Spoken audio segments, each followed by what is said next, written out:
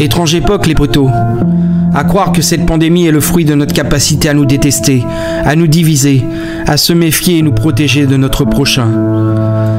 Étrange époque que celle-ci, où bientôt la vie normale, sans barrière, sans distance, sera un lointain souvenir. Nous nous éloignons les uns des autres de plus en plus et sommes à nouveau confinés face à nous-mêmes, incertains, sans vaccin, si proches et pourtant tellement loin.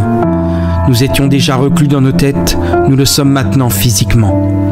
Si tout cela finit un jour, serons-nous capables de nous aimer à nouveau, de redevenir tactiles et retrouver la proximité que nous avons perdue? Étrange époque, où l'égoïsme est un facteur aggravant, où les gens veulent encore trouver des responsables alors qu'il n'en est autre que leur stupidité. Je pensais naïvement que les œuvres sur la fin du monde n'étaient pas réalistes, que l'humain n'aurait d'autre choix que de s'entraider si tout s'écroule. Je me trompais. L'apocalypse ne fait pas ressortir l'humain, mais le fils de putain. Tous les animaux collaborent pour la survie de l'espèce, mais pas nous. Nous avons évolué en sens inverse du bon sens.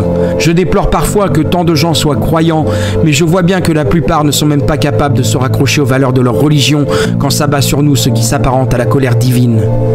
Où sont les messages d'amour dictés par les livres? Dans ton cul! Étrange époque sans logique, et hop, aucun déclic quand il y a un hic.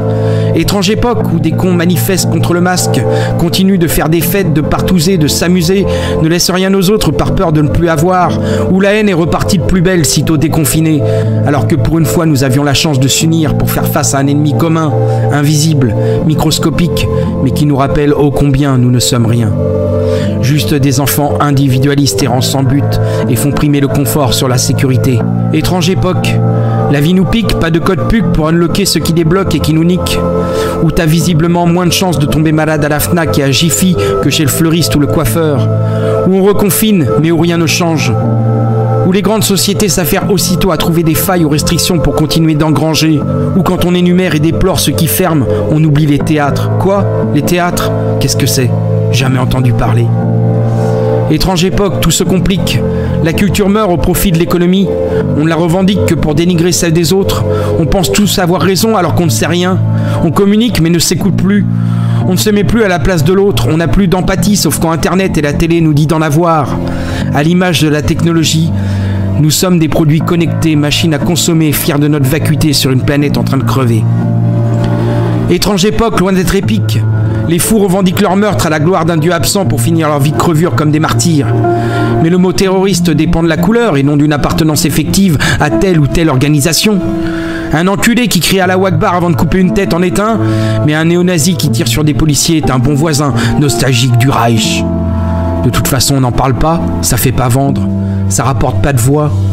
Si on peut pas y apposer le mot musulman, ça ne fait pas peur aux cons. Et puis il faut bien donner de la matière à Éric Zemmour. Étrange époque, tournons le dos. Évadons-nous dans les jeux vidéo, même si les politiques commencent à s'y incruster pour faire campagne. Tâchons rester maîtres de nos pensées, même si insidieusement les États et les marques nous achètent pour injecter leur doctrine dans nos cerveaux disponibles.